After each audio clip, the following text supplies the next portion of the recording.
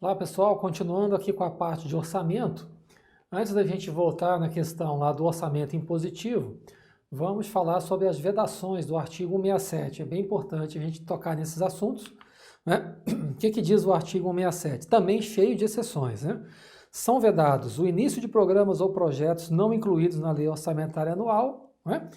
Então vai aparecer na sua prova, são vedados o início de programas ou projetos não incluídos no plano plurianual ou não incluídos na lei de diretrizes orçamentárias, e aí não confere com a redação. A gente vai ver que a LDO e a PPA aparecem em outros momentos aqui do artigo 167. São vedados a realização de despesas ou a assunção de obrigações diretas que excedam os créditos orçamentários ou adicionais. Então vai aparecer que excedam os créditos orçamentários ou extraordinários. Não, os adicionais, eles englobam tudo, né? Eles englobam os suplementares, que complementam uma dotação já existente, os especiais, que introduzem uma nova dotação orçamentária, e os extraordinários, que não têm previsão e que não precisam indicar a fonte de recursos, que são créditos abertos com finalidade de despesas imprevisíveis e urgentes, no caso de calamidade pública ou de guerra, por exemplo. Também é vedada a realização de operação de crédito que exceda o montante das despesas de capital, lembra lá do princípio do equilíbrio orçamentário, né? Ressalvadas as operações autorizadas mediante créditos suplementares ou especiais com finalidade precisa, aprovados pelo Poder Legislativo com maioria absoluta. Olha aí o não fode de novo. É vedada a vinculação de receita de impostos a órgão, fundo ou despesa, ressalvadas a repartição, blá, blá, blá, blá, blá, blá. Isso aí que a gente já falou. 5. A abertura de crédito suplementar ou especial sem prévia autorização legislativa e sem indicação de recursos correspondentes. Por que o crédito extraordinário não está aqui? Porque o crédito extraordinário, que é aberto por medida provisória, ele não precisa indicar a fonte de recursos, pode ser simplesmente uma fonte inexistente. Então vai haver um automático endividamento do Estado nessa hipótese, que foi o que aconteceu, né, com a PEC da pandemia, né, com os créditos abertos na pandemia, para pagar o auxílio emergencial, para pagar o investimento, né, para abertura de leitos de unidade de terapia intensiva, e que pode voltar a ocorrer em 2021, caso a situação se agrave a tal ponto que o governo necessite fazer um novo aporte sem obedecer lá ao teto de gastos, né, previstos na Constituição. Inciso 6º, também é vedada a transposição, remanejamento ou transferência de recurso de uma categoria de programação para outra ou de um órgão para outro sem prévia autorização legislativa. A gente vai ver que existe uma exceção aqui no caso de despesas para investimento em inovação tecnológica. 7. A concessão ou utilização de créditos ilimitados, utilização sem autorização legislativa específica de recursos do orçamento fiscal e da Seguridade Social para cobrir déficit de despesa, fundação e fundos, instituição de fundos sem prévia autorização legislativa, transferência voluntária de recursos e a concessão de empréstimos, inclusive ARO, que é a antecipação de receita orçamentária, pelo governo estadual e federal, às suas instituições para pagamento de despesa de pessoal, inativo e pensionista, ou seja, só pode fazer transferência voluntária para investimento, não é para despesa de capital. Okay? E utilização de recursos provenientes das contribuições sociais para a realização de despesas distintas do pagamento de benefício do regime de previdência. Okay? Também, outras vedações, né, impostas pela emenda 86 de 2015 do orçamento impositivo, a emenda 86 colocou essa exceção que eu falei para vocês. Ó. A exceção do inciso 6º, lá no parágrafo 5º, diz o seguinte: transposição, remanejamento ou transferência de uma categoria de programação orçamentária para outra pode ser admitido nos âmbitos das atividades de ciência, tecnologia e inovação. Então, tem lá um projeto de ciência e inovação para desenvolver uma vacina nacional ou um remédio para o Covid, para o SARS-CoV-2. Então, pode haver essa transferência sem necessidade de autorização legislativa, ok? Projetos adstritos nessas funções. Também é vedada a utilização sem utilização legislativa para suprir necessidade de débitos, também foi incluído pela emenda 85. A emenda 86 de 2015 tornou impositiva a execução orçamentária das emendas previstas no parágrafo 9º do artigo 66. Veja bem, não é que o orçamento virou impositivo, apenas as emendas previstas no parágrafo 9º do artigo 666, que é o seguinte, ó, as emendas individuais ao projeto de lei orçamentária, que são aquelas emendas de parlamentar, emendas de bancada, serão aprovadas no limite 1,2% da receita corrente líquida prevista no projeto de lei orçamentária encaminhada pelo Poder Executivo, sendo que a metade desse percentual será destinada a ações e serviços públicos de saúde. Então, metade dessas serão usadas nos serviços públicos de saúde, ok? A execução do montante destinado a serviços públicos de saúde previsto no parágrafo 9º, inclusive custeio, será computada para fins de cumprimento do inciso 2 do parágrafo 2º do artigo 198, que trata lá das despesas que deverão ser aplicadas em saúde, despesa mínima aplicada em saúde, vedada pagamento de pessoal ou encargo. Né? Ok? E a obrigatória, o que a emenda 86 colocou? Obrigatória execução orçamentária das programações a que se refere o parágrafo 9º, em montante correspondente a 1,2% da receita corrente líquida. Então, essas emendas de bancada individuais é que têm a sua execução obrigatória, não podem sofrer contingenciamento orçamentário pelo Paulo Guedes nem por ninguém. Ok? Muito bem. Aqui está repetindo.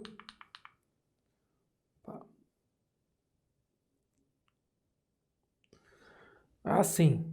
Também a emenda 100 de 2019 precedeu uma série de modificações e inclusões no artigo 66. Garantia de execução do que trata o parágrafo 11 desse artigo, que é obrigatória a execução lá das emendas impositivas, aplica-se também às programações incluídas por todas as emendas de bancadas parlamentares no montante de até 1% da receita corrente líquida realizada no exercício anterior. As programações orçamentárias desse artigo não serão de execução obrigatória no caso dos impedimentos de ordem técnica. E aí ele vai listar um monte de impedimentos de ordem técnica, depois você lê lá, né, o que é que pode constituir impedimento de ordem técnica e o que é que não pode, para não ser impositivo. E a emenda constitucional número 106 instituiu o regime extraordinário fiscal financeiro de contratações para enfrentamento da calamidade pública decorrente da pandemia. Presta atenção, porque essa emenda só vigiu durante o ano de 2020, ok? Em 2021 não foi editada ainda uma outra PEC emergencial, mas ela vigeu durante o ano de 2020 e ela vai cair na sua prova. Vamos dar uma lida? Então, olha só. Artigo 1º. Durante a vigência do estado de calamidade pública, a União adotará regime extraordinário fiscal, naquilo que a urgência for incompatível com o regime regular. Então, você dispensa de fazer licitação, você não precisa obedecer teto de gastos, adotar processos simplificados de contratação de pessoal, de obras e serviços, ok? Desde que não impliquem despesa permanente, enfrentar a calamidade, ficam dispensadas das limitações contra a criação ou expansão de aperfeiçoamento de ação governamental que acarrete aumento de despesa. Então, também não se aplica o parágrafo 3º do artigo 195 da Constituição, aplicação exclusiva naquelas despesas, né? Será dispensado durante a integralidade do exercício de que trata a observância do inciso 3 do caput do artigo 167, que é aquela que a gente viu, né? Artigo 167, inciso 3, que fala: são vedadas a realização de operações de crédito que excedam o montante das despesas de capital, porque isso aqui nada mais é do que uma operação de crédito, uma gigantesca operação de crédito aberta mediante créditos extraordinários, né, não previstas originalmente no orçamento. Também é bom a gente ler o artigo 8º dessa emenda. Durante a vigência desta emenda, o Banco Central editará a regulamentação sobre exigências de contrapartida ao comprar ativos de instituições financeiras por parte dos estados. A vedação de pagar juros sobre capital próprio, aumentar a remuneração de diretores e membros do Conselho de Remuneração, né? Em caso de irregularidade e descumprimento dos limites dessa emenda, o Congresso pode sustar por decreto legislativo qualquer decisão de órgão ou entidade do Poder Executivo. Isso aqui é importante, ó. Foram convalidados os atos de gestão praticados a partir de 20 de março de 2020, que foi quando foi publicado o decreto de calamidade pública. Porque essa emenda ela só foi aprovada em maio. Então, os atos praticados de combate à pandemia, praticados entre março e maio, estão abrigados por essa emenda. Ok?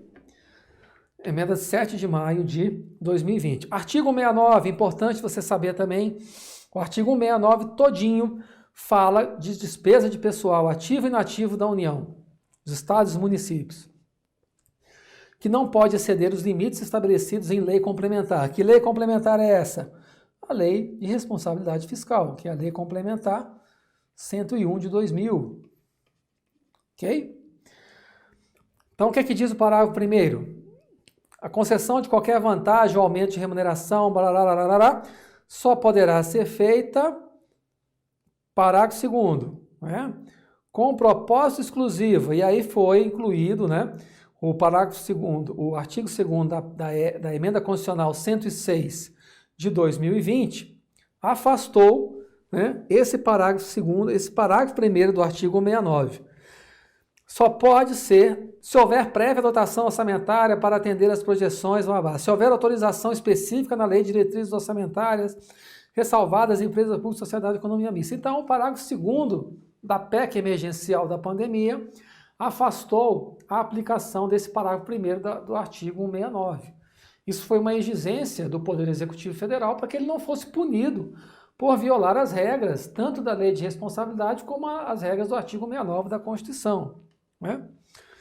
Parágrafo 2º. Decorrido o prazo estabelecido na lei complementar para adaptação aos parâmetros de quê? De despesa de pessoal, serão imediatamente suspensos todos os repasses de verbas federais aos estados. Isso aí também, por decorrência, isso aí também está suspenso, né?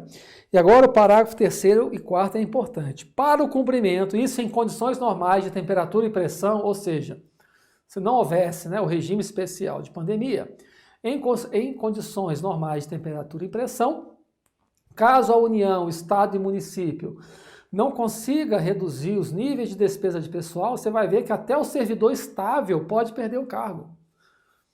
Ninguém fala nisso, mas está previsto no parágrafo 4º. Olha só. Primeiro, redução em pelo menos 20% das despesas com cargo em comissão e funções de confiança. Depois, exoneração de servidores não estáveis. Aí vem o parágrafo 4º. Se as medidas adotadas no parágrafo anterior não forem suficientes para assegurar o cumprimento da determinação, ou seja, da lei complementar, limite com despesa de pessoal, o servidor estável poderá perder o cargo, desde que ato normativo, né, ato normativo motivado de cada um dos poderes especifique a atividade ou órgão objeto da redução. O servidor que perder o cargo fará jus à indenização correspondente a 1 mês de remuneração por ano de serviço. Okay? E o cargo objeto da redução será considerado extinto e não pode ser recriado com atribuições assemelhadas pelo prazo de 4 anos. Okay? Lei federal disporá sobre as normas gerais obedecidas para a efetivação do parágrafo 4º. Essa lei federal nunca foi editada e eu nunca vi nem a União nem qualquer ente federal se valer desse dispositivo para conter as despesas de pessoal. O que está se negociando é que haja um congelamento dos salários dos servidores durante um período aí de alguns anos para compensar esse gasto extraordinário, né, com os gastos para combate à pandemia.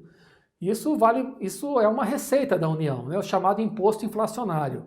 Por exemplo, se a inflação de um ano for de 5%, né, e não houver reajuste ou aumento de 5% em nenhum salário do governo, do Poder Executivo Federal, a União ganhou uma receita de 5% relativa à inflação desse período, sobre esses valores.